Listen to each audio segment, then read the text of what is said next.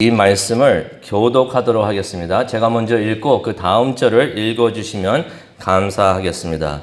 오늘 이 아침 하나님께서 우리 모두에게, 우리 교회에게 주시는 하나님의 말씀입니다. 다 찾으셨으면 읽도록 하겠습니다. 하루는 사울의 아들 요나단이 자기의 무기를 든 소년에게 이르되 우리가 건너편 블레셋 사람들 부대로 건너가자 하고 그의 아버지에게 아뢰지 아니하였더라.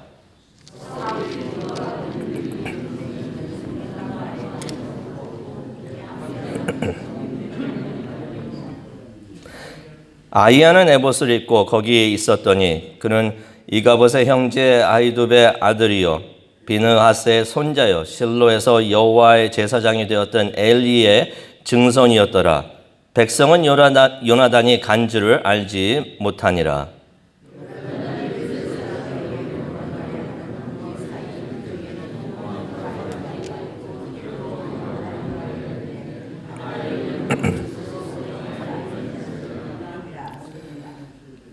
한 바위는 북쪽에서 mik박사 앞에 일어섰고 하나는 남쪽에서 게바 앞에 일어섰더라.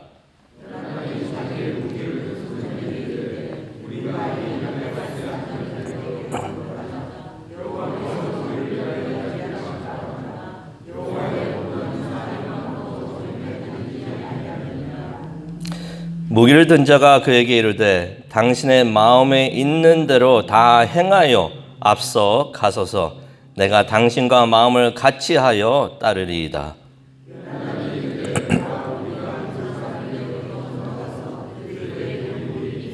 그들이 만일 우리에게 이르기를 우리가 너희에게로 가기를 기다리라 하면 우리는 우리가 있는 곳에 가만히 서서 그들에게로 올라가지 말 것이요.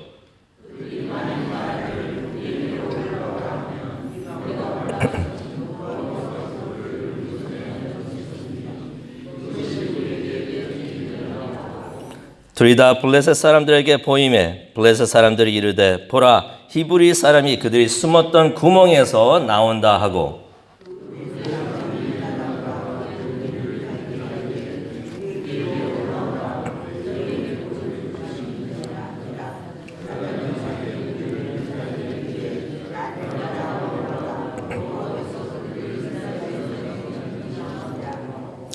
요나단이 손발로 기어 올라갔고 그 무기를 든 자도 따랐더라. 블레셋 사람들이 요나단 앞에서 엎드려지매 무기를 든 자가 따라가며 죽였으니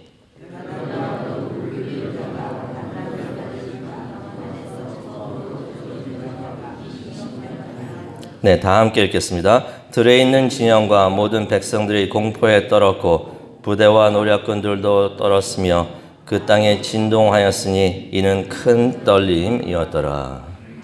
아멘. 하나님, 지금 하나님의 말씀을 받습니다. 하나님께서 들려주시는 그 메시지를 저희들 받기를 원합니다.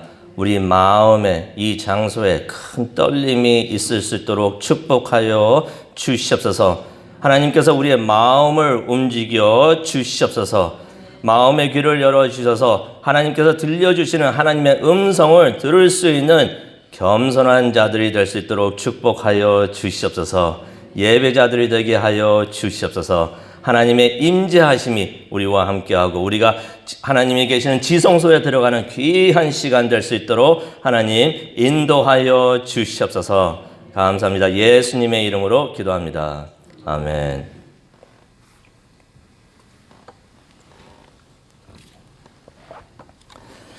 제가 1991년도에 신학대학원에 입학을 했습니다. 여기 파사데나 있죠? 거기에 있는 플러 신학대학원에 입학을 했는데 그때부터 이제 팔탐으로 이제 사역을 시작을 했습니다. 그러고 보니까 지금 딱 30년이 되는 것 같습니다. 30년 동안 사역을 하면서 많은 성도님들을 만났었습니다. 그런데 그 중에서 특별히 기억나는 분, 두 분을 소개해 드리려고 합니다. 한 분은요, 나이 드신 미 육군 퇴역 군인이셨습니다. 미국인이셨는데요. 이분은 저를 볼 때마다 항상 그러셨어요. Brother Dave. 항상 그러셨어요. Brother Dave.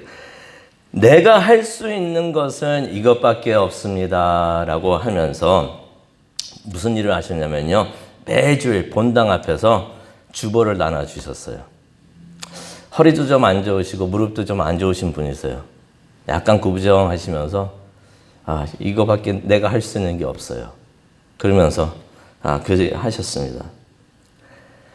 제가 교회에서 작은 일이라는 것은 없습니다. 다 중요합니다. 감사합니다. 라고 말을 하니까 그분은 항상 Yes, sir. 군인이셔가지고 Yes, sir. 그러시면서 본당에 가셔가지고 주보를 그렇게 나눠주시면서 예배하러 들어오시는 성도님들을 인사하고 그랬었습니다. 또 다른 분이 기억이 납니다. 이분은 나이 드신 여자 집사님이셨어요. 나이는 꽤 드셨는데 이렇게 표현해서 너무 죄송하지만은 이렇게 표현할 수밖에 없어요. 너무 귀여우셨습니다. 너무 귀여우셨어요. 옷도 예쁜 거 입으시고요. 등에 항상 한국 젊은이들이 메고 다니는 멜빵 같은 거 있잖아요. 그 가방, 백팩 같은 거, 그거 항상 메고 다니시면서 그러셨는데 그분도 이런 말씀 하세요. 목사님, 제가 할 수 있는 것이 이것밖에 없어요. 제가 서울 사람이에요. 사투리를 못해요. 죄송합니다. 그거 없어요. 그거 어디 사투리인가요, 그게? 경상도예요? 경상도예요? 그렇게 말씀을 하세요. 그러면서 흐흐 웃으셨어요. 아이고 집사님, 무슨 말씀을 그렇게 하십니까? 너무나 감사합니다. 라고 말씀을 이렇게 드리면은 그분 너무나 신나하셨어요. 그래가지고 그분도 주보를 드리고 본당 앞에서 주보를 나눠주시면서 예배하러 들어오시는 성도님들을 인사하시곤 하셨습니다. 근데 이분들의 공통점이 있습니다. 이분들의 공통점이 있는데 이분들은 항상 자신이 하고 있던 일을 이것밖에 라고 표현을 하셨어요. 이것밖에. 그저 자신이 하고 있는 것이 작고 조그마한 일이라는 것이죠. 하찮은 일을 자신이 하고 있었다는 것입니다. 그것밖에 할 수가 없다는 것이에요. 근데 이렇게 생각을 해봤습니다. 그분들이 하시는 것이 하찮은 일인가? 교회에서 하찮은 일이라는 것이 과연 있는가? 오늘 잠시 마태복음 25장의 말씀을 한번 보려고 합니다. 다 아시는 이야기입니다. 달란트의 비유가 되겠는데요. 그 주인이 먼 길을 떠납니다. 떠나면서 자신이 가지고 있던 재산을 종들에게 맡깁니다. 종들에게 준 게 아닙니다. 그 주인의 재산을 잘 관리해서 수익하라고, 이익을 남기라고 그 주인이 종들에게 자신의 재산을 맡겨줬던 것입니다. 그럼 그 종들의 임무가 뭐였습니까? 그 맡겨진 그 돈을, 재산을 우리말로 표현하면 그냥 잘 굴려가지고 이익을 남기는 것이 그 종들의 임무였던 것입니다. 사명이었던 것입니다.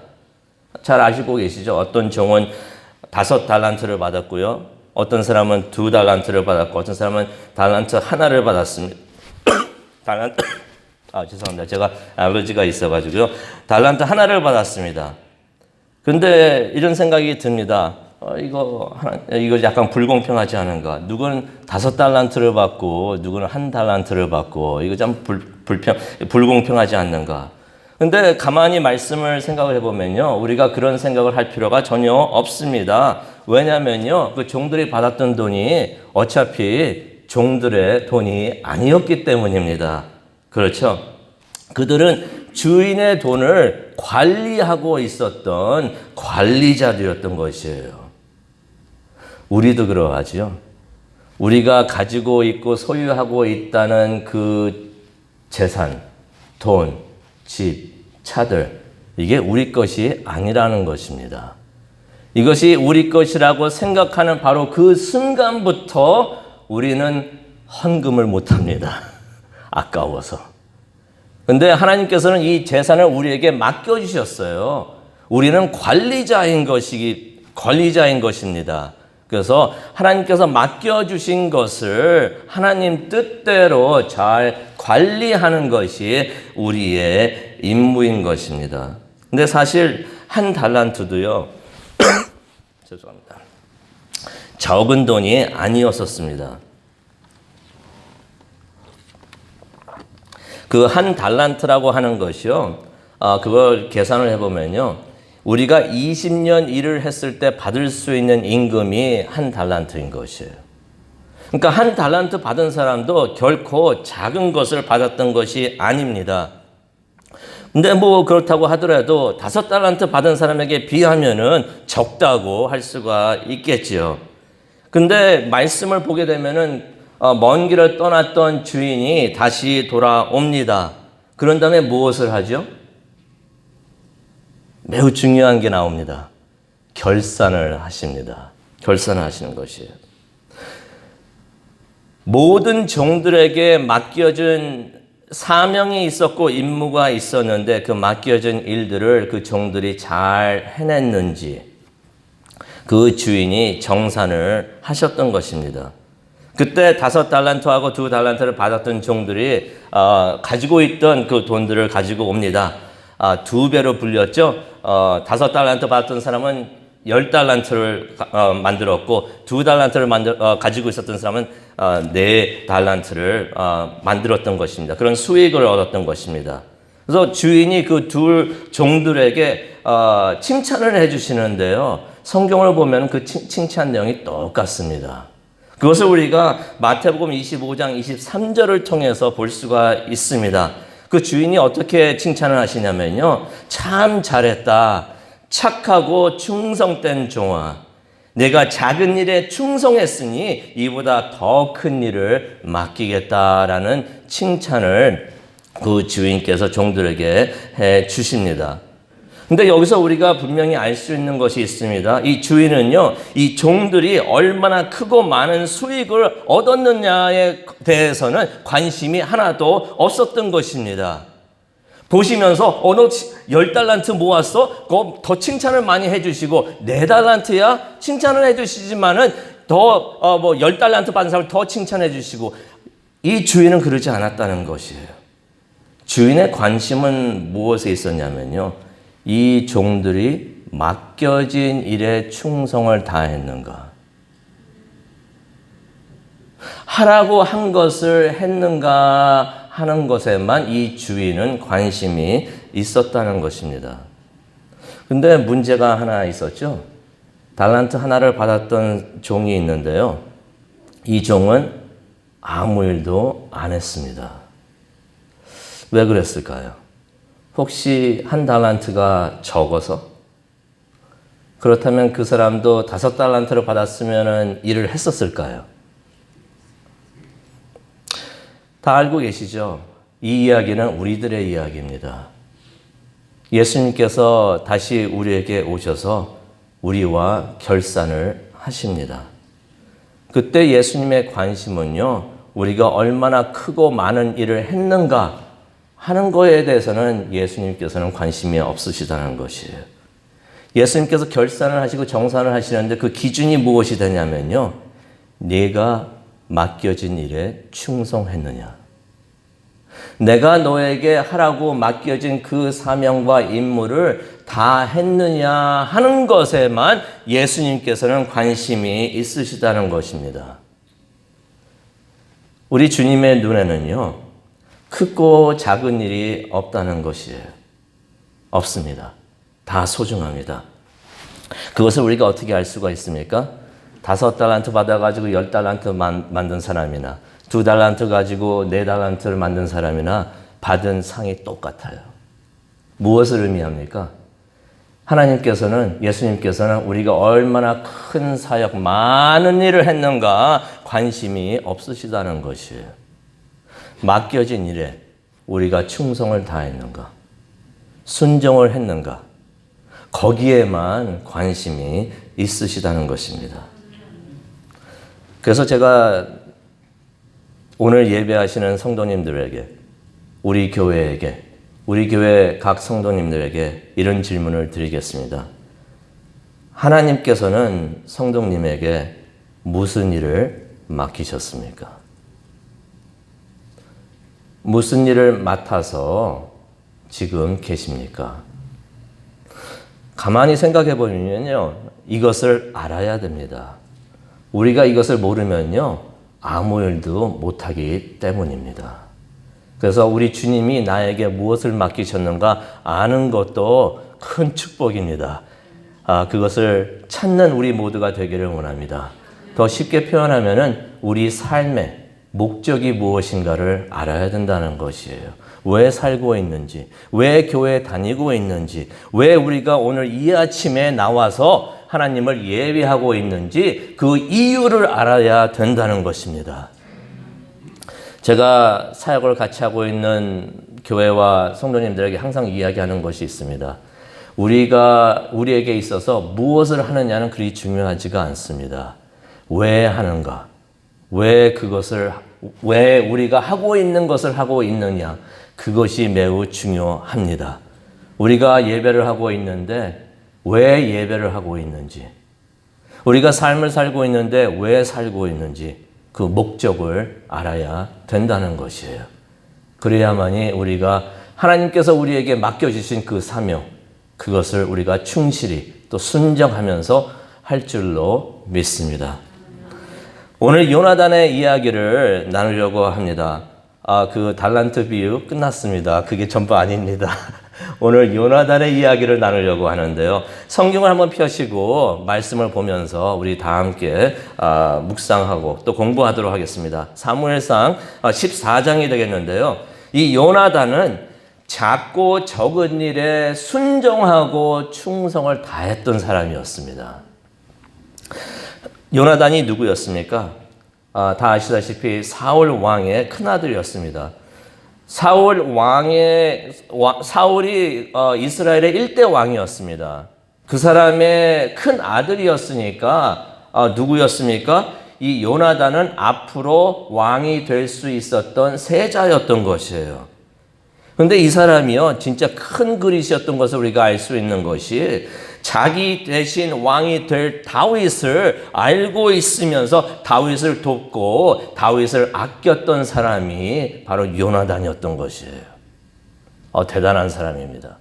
큰 그릇이었어요. 그런 상황에 있는 것을 질투하지 않고 그것이 하나님의 뜻이라면 내가 순종하겠습니다. 내가 충성을 다하겠습니다.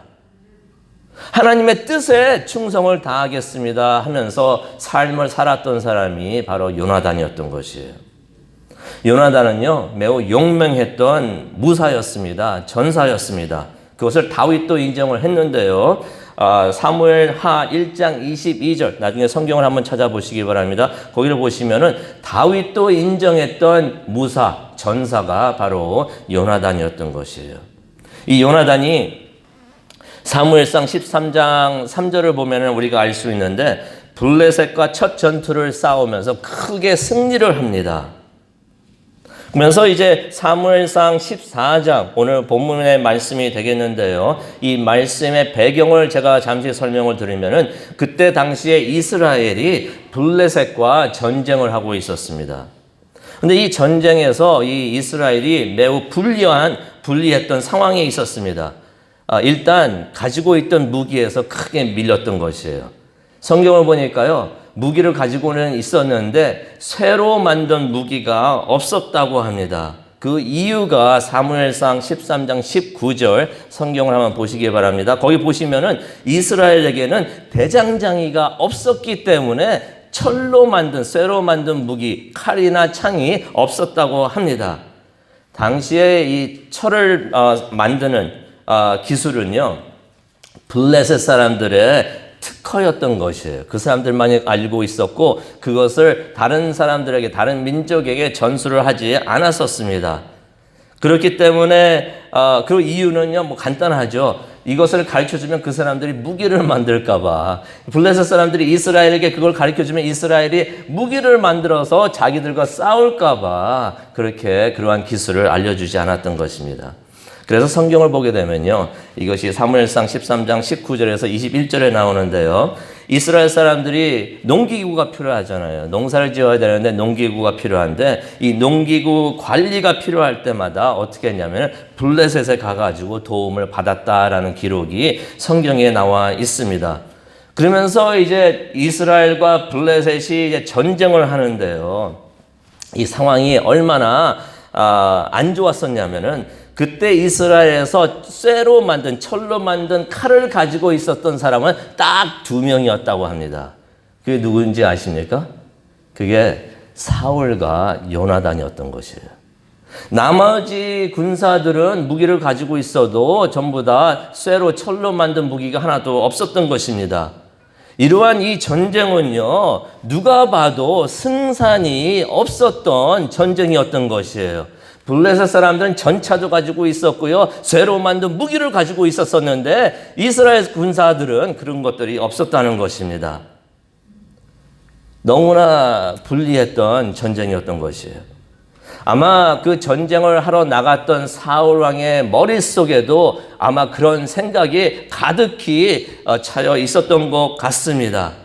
왜 그러냐면요, 이 블레셋 사람들하고 이제 싸우려고 같이 대전하고 있는데 저기 블레셋 군사들이 바로 앞에 진을 치고 있는데도 사울 왕이 아무것도 하지 않습니다.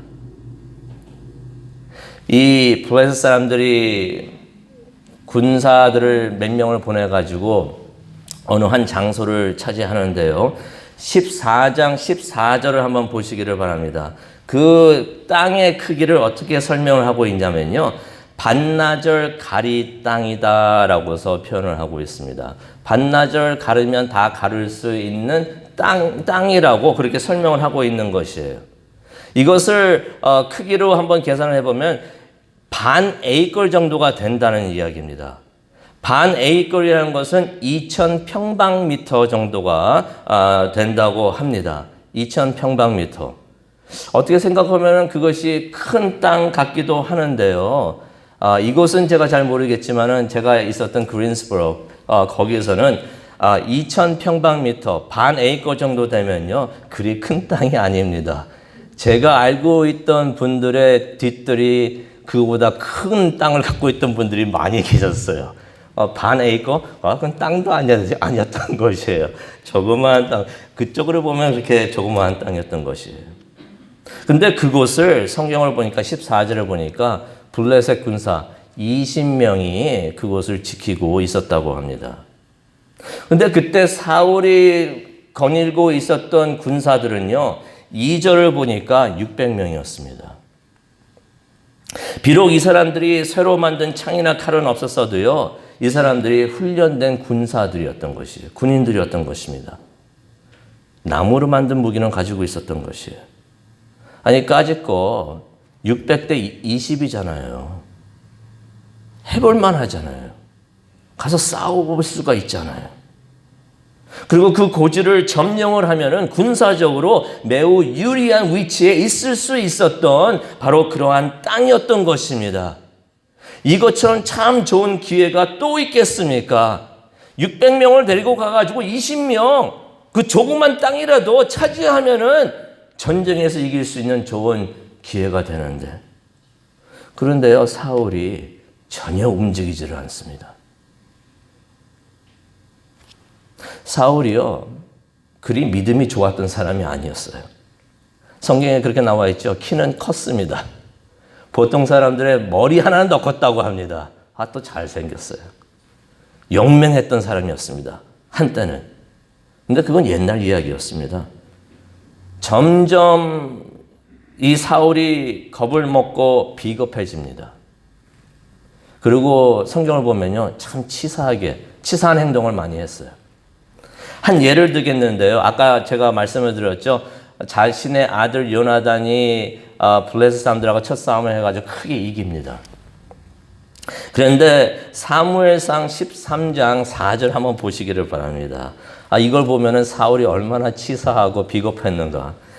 그 전쟁을 누가 이겼다고 했습니까? 요나단이 이겼다고 그랬죠. 첫 전쟁을 요나단이 이겼습니다. 요나단은 누구였습니까? 자신의 큰 아들이었던 것이에요. 그런데 그 전쟁을 이겼는데 전 국민에게 나팔을 불면서 알릴 때는 누가 이겼다고 알렸냐면은 자신이 했다고 알립니다. 사울이 했다고 알렸다라고 기록에 나와 있는 것이에요. 사울이 그랬던 사람입니다. 그걸 기억하십니까? 이후에 다윗이 나타납니다. 나타나가지고 골리앗하고 싸우게 되죠. 골리앗하고 싸우려고 나가려고 할 때 사울이 다윗을 불러가지고 자신의 갑옷하고 칼을 줍니다. 그거 왜 줬는지 아십니까? 주려고 했는지 아십니까? 자기 덕에 자신의 갑옷과 칼 덕분에 이겼다라고 나중에 이기게 되면 말을 하려고 했던 사람이 사울이었던 것이에요. 그래도 사울은 하나님의 은혜를 입었던 사람이었던 것이에요. 사울도 알고 있습니다. 하나님께서 이미 블레셋과 싸울 때 이길 수 있게 하겠다고 하나님께서 약속하셨던 것을 사울도 알고 있었습니다. 그리고 하나님께서 사울과 함께 하면서 많은 영적 체험을 할 수 있도록 도와줬던 사람이 바로 사울이었던 것이에요. 그런데 사울은 왜 그날 싸우지 않았을까요? 블레셋이 두려워서 그랬을까요? 그랬을 수 있습니다. 아니면 혹시 그 땅이 그저 2000평방미터였기 때문에 안 싸웠을까요? 아니 이거 그냥 누구 집 뒤뜰 정도인데 그거 싸워서 차지해서 뭐해? 이렇게 작고 적은 일 꼭 할 필요가 있을까? 어쩌면은 사울이 그렇게 생각을 했을지도 모릅니다. 그런데요, 바로 그날 그 시간 요나단의 마음이 움직입니다. 14장 1절을 한번 보시길 바랍니다. 1절을 보시면요, 요나단의 마음이 막 움직이고 있습니다. 그러면서 자신의 곁에 성경을 보니까 요나단이 자기의 무기를 든 소년이라고 표현하는 사람이 있었습니다. 성경에서 무기를 든 왕들 옆에는 왕의 무기를 들고 있던 사람이 꼭 나옵니다. 사울 왕에도 있었고 다 했는데요. 그 사람이 누구냐면요, 그냥 무기만 들고 있었던 사람들이 아니고요, 호위병이었습니다. 신복이었던 것이에요. 바디가드였던 것이에요. 이날 이 시간 요나단이 자기 곁에 있던 자신의 호위병에게 이런 말을 합니다. 저기 보이는 저 고지 보이지? 2000평방미터. 저 고지로 가자. 가서 싸우자. 근데 이때 요나단의 마음을 움직이고 있었던 것은요, 요나단이 아니었습니다. 성령님께서 요나단의 마음을 막 흔들고 계셨던 것이에요. 움직이고 계셨던 것이에요. 그런 마음을 주고 계셨던 것입니다. 이것을 우리가 6절을 가보면 알 수가 있는데요. 6절 한번 보시길 바랍니다. 무슨 말을 하냐면요, 제가 풀이해서 말씀을 드립니다. 하나님이 우리를 도와주실 것 같다. 그러면 우리에게 군사가 많든 적든 상관이 없다라고서 요나단이 자신의 호위병에게 그런 말을 합니다. 혼자 가서 싸우겠다는 것이에요. 우리 모두 이런 느낌 알죠? 성령님께서 우리의 마음을 막 흔들어 놓으실 때, 그때 성령님께서 말도 안 되는 용기를 우리에게 주십니다. 갑자기 무슨 일을 하고 싶어요. 선교도 하고 싶고, 봉사도 하고 싶고, 11조도 하고 싶고. 성령님께서 우리의 마음을 막 흔들기 시작하시는 것이에요. 속삭여 주시는 것이에요. 너 이것 좀 할래?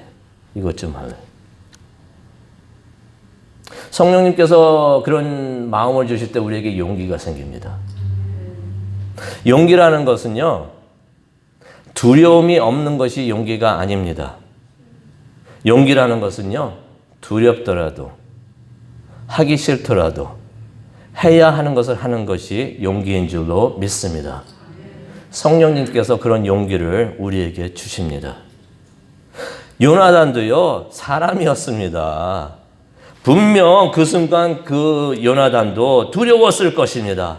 아니, 생각해 보시기 바랍니다. 그 고지가 있었는데 고지 곁에는 높은 절벽이었던 것이에요. 그 절벽을 맨손으로 올라가 가지고 수십 명 되는 사람들하고 싸운다는 것이, 혼자 싸운다는 것이 그게 말이 됩니까?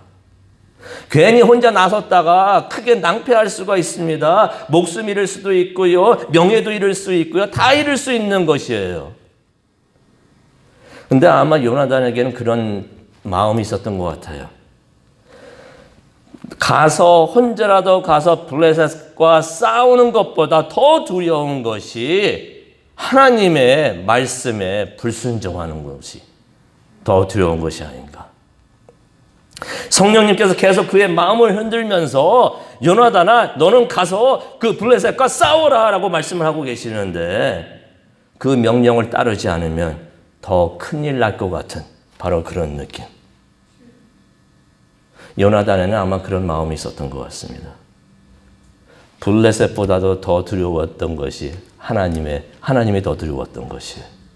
하나님께서 명령하시는 것, 하나님의 뜻을 어기는 것, 그것이 아마 요나단에게는 더 두려운 것이 아니었는가 생각을 해봅니다.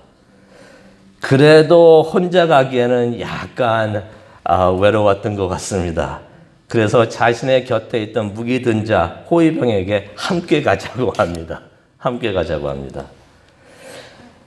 여기서 요나단의 호위병을 한번 생각해 보려고 하는데요. 이 호위병도 대단했던 사람입니다. 이 사람 우리 이름도 모릅니다. 이름도 모르는 사람이에요. 어떻게 생각해 보면 괜히 요나단 옆에 있다가요. 막말로 개죽음 당할 수 있었던 그런 상황에 있었던 사람이 이 요나단의 호위병이었던 것이에요. 가만히 생각해 보면은 이 말씀을 묵상하다가 생각을 해 보면은 충분히 이 호위병이 이렇게 말할 수 있었겠다라고 생각을 해 봅니다. 절벽 혼자 가서 싸우자고요. 절벽을 맨손으로 올라가서 그 수십 명과 싸우자고요. 혼자 가시지요. 갔다가 오시면 그때 뵙겠습니다. 라고서 이 호위병이 요나단에게 충분히 그렇게 말을 할 수 있었다고 생각이 듭니다. 그런데요, 7절을 한번 보시기를 바랍니다. 7절에 있는 말씀, 제가 풀이해서 말씀을 드립니다. 뭐라고 말을 하냐면요. 당신의 마음이 가는 대로 하소서. 당신이 마음에 원하고 있는 것들을 그대로 하소서. 나는 전적으로 당신을 따르겠습니다.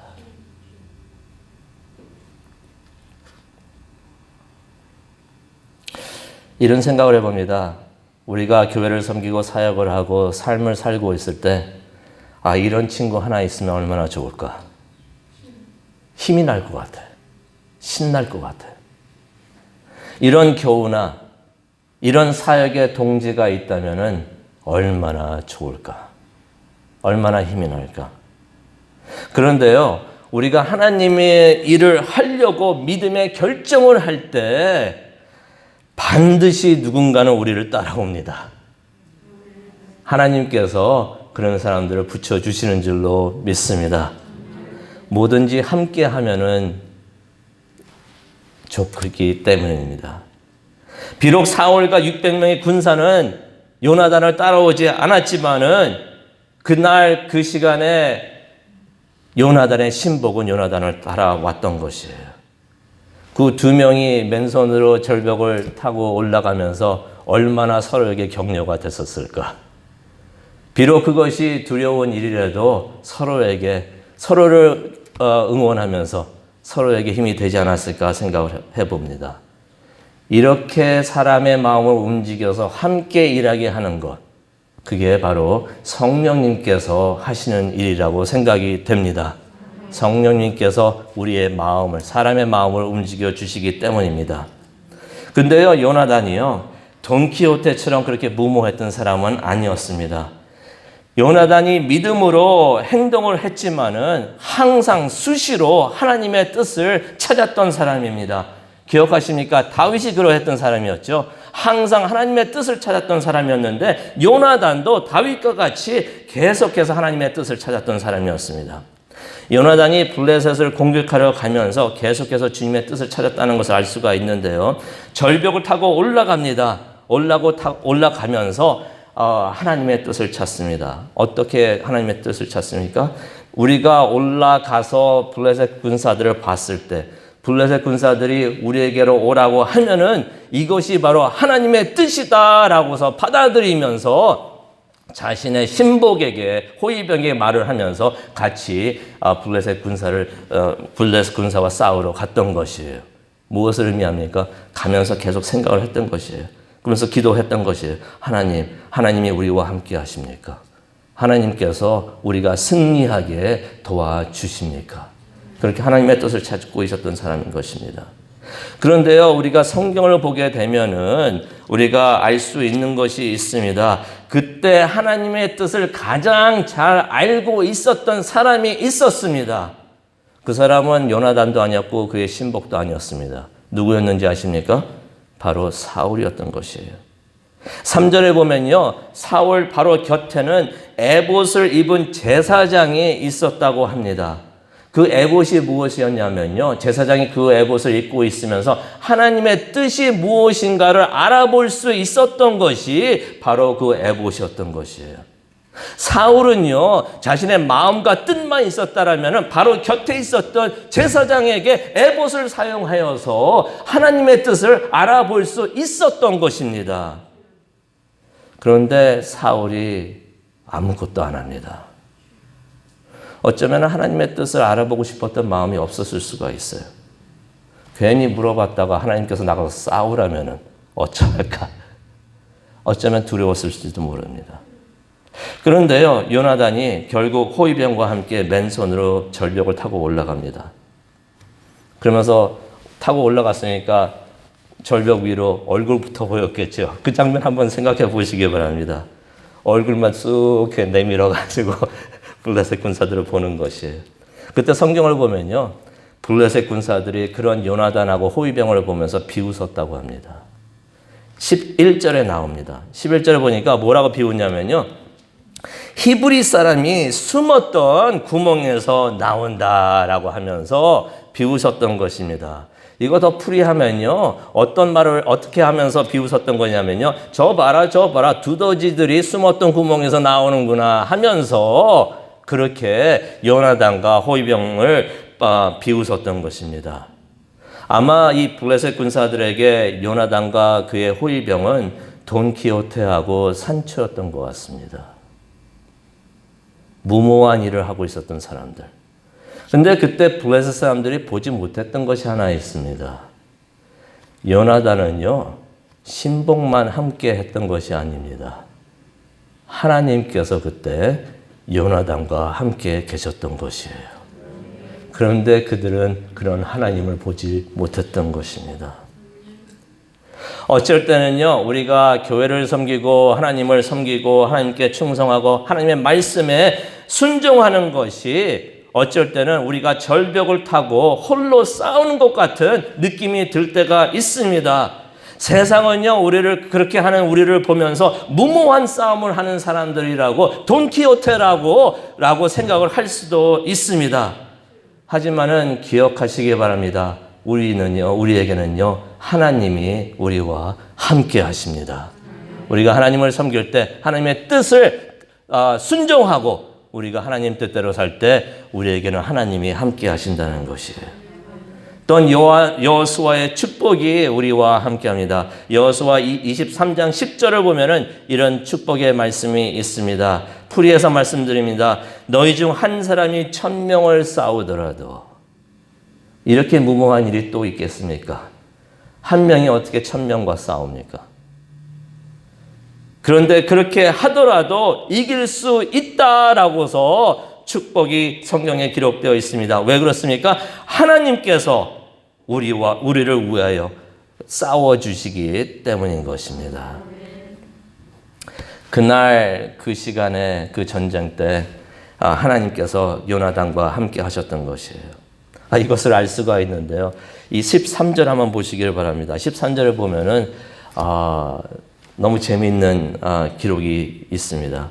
블레셋 군사들이 20명 정도 있었다고 그랬잖아요. 요나단이 나와가지고 블레셋 군사들에게 갑니다. 근데 13절을 보니까요, 그 블레셋 군사들이 요나단이 가까이 오니까 요나단 앞에서 그냥 막 쓰러졌다고 합니다. 이게 말이 됩니까? 그냥 군사들이 그냥 막 쓰러지는 것이에요. 왜 쓰러졌을까요? 요나단 앞에는 하나님이 계셔가지고, 지난주에도 말씀드렸잖아요. 하나님께서 요나단 앞서 가시면서 블레셋 군사들을 쓰러뜨리고 계셨던 것이에요. 그러니까 요나단의 호위병, 신복, 바디가드는 무엇을 합니까? 13절에 보니까 요나단 뒤따라오면서 탁 쓰러지니까 그때 칼로 쳐가지고 그들을 죽였다고 합니다. 그래가지고 죽인 적군이 20명이었습니다. 그리고 빼앗은 땅이 약 2,000평방미터였던 것이에요. 2,000평방미터.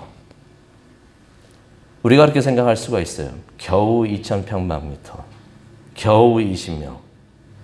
성경을 보면요. 블레셋 군사 13장 5절을 한번 보시면요. 블레셋 군사들의 전차가 3만이나 있었다고 합니다. 그 뒤에는 3만의 전차가 병거가 있었던 것이에요. 마병만 6천이었습니다. 그리고 보병들은 얼마나 많았냐면은 바다 모래알같이 많았다고 합니다. 그 많은 적군들 중에서 20명을 죽였다는 것이에요.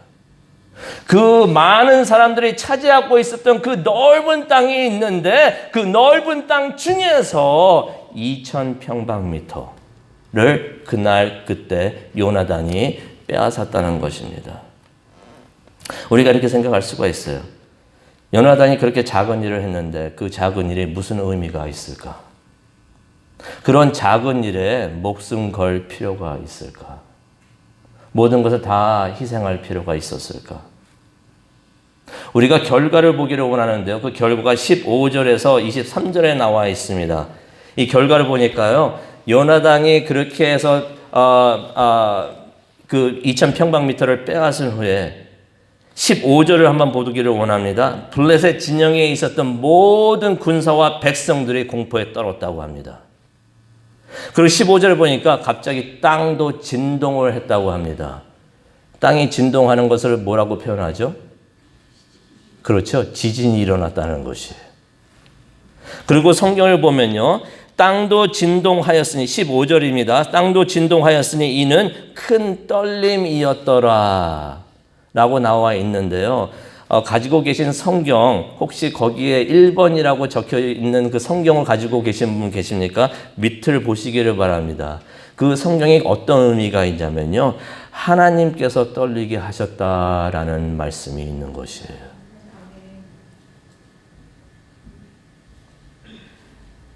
그날 그 시간에 큰 떨림이 그 장소에 있었는데 하나님께서 떨리게 하셨다는 것이에요. 그러면서 블레셋 군사들이 큰 혼돈성에서 도망을 갑니다. 그게 16절에 나와요. 20절에 보니까 도망을 가면서 어떻게 도망을 가냐면 서로 싸우면서 도망을 갑니다. 왜 서로 싸웠을까요? 서로 싸우면서 도망을 가고요. 또 21절에 보니까 블레셋군에 전향을 했던 이스라엘 병사들이 있는데 그 사람들이 다 돌아옵니다. 22절을 보니까요. 블레셋 군사들 때문에 피해가지고 산에 숨어 있었던 이스라엘 백성들이 있는데 그 사람들도 다 나옵니다. 그래서 합세해서 전쟁을 합니다. 말 같지도 않은 일들이 막 일어나고 있었던 것이에요. 하나님이 하신 줄로 믿습니다. 그렇기 때문에 23절 이 전쟁이 어떻게 이겼는가를 기록하는 그 글이 23절에 나오는데 뭐라고 나옵니까? 여호와 하나님께서 그날에 이스라엘을 구하셨다라고서 성경은 기록하고 있는 것입니다. 하나님께서 그렇게 큰 일을 하셨다는 것이에요. 한번 생각을 해봅니다. 그날 요나단과 그의 신복이 했던 일 2,000평방미터였어요. 2,000평방미터. 결코 작고 적은 일은 아니었습니다. 하지만 우리가 생각할 때 적은 일이라고 생각할 수 있는 그 2,000평방미터 하나님께서는 그 일을 사용하셔서 큰 일을 하나님께서 하셨다는 것이에요. 큰 결과를 하나님께서 가져오셨다는 것입니다. 그러면서 생각을 해봤어요. 만약 그날 요나단이 아무 일도 하지 않았더라면 겨우 그 2,000평방미터 누구 뒤뜰 정도밖에 안 되는데 그거 해서 뭐해? 하찮은 일인데 라고 생각하면서 아무 일도 안 했었더라면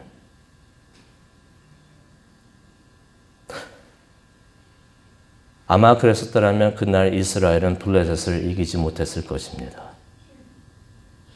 전쟁에서 승리를 못했을 것이라고 생각이 듭니다.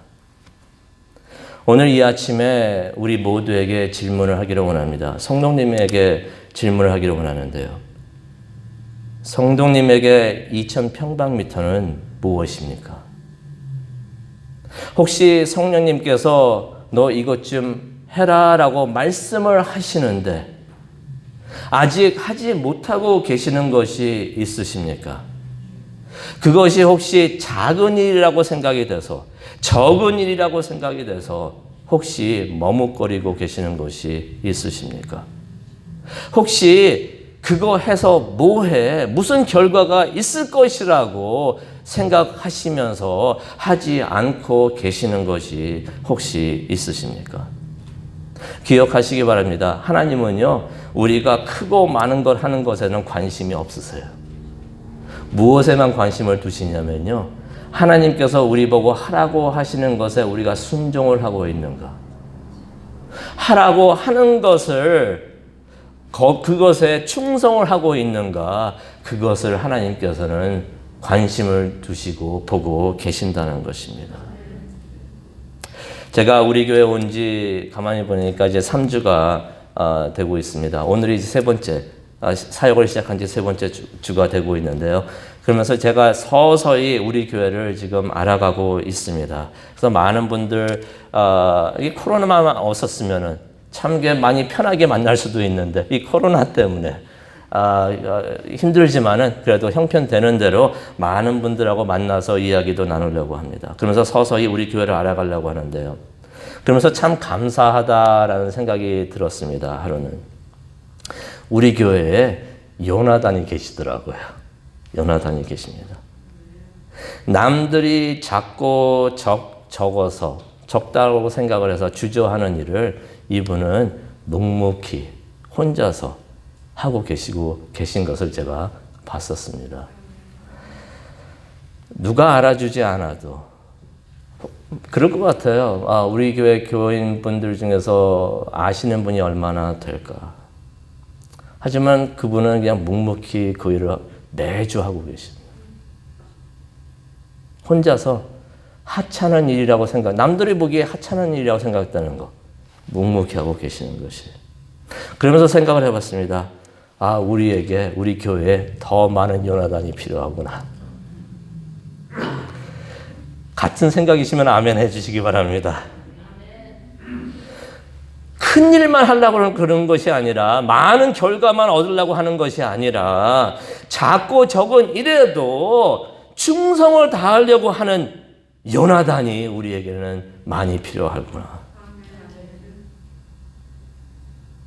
나를 일꾼 삼으신 주, 나에게 크신 능력 주셨고 언제든지 주님 뜻대로 나를 사용하여 주옵소서.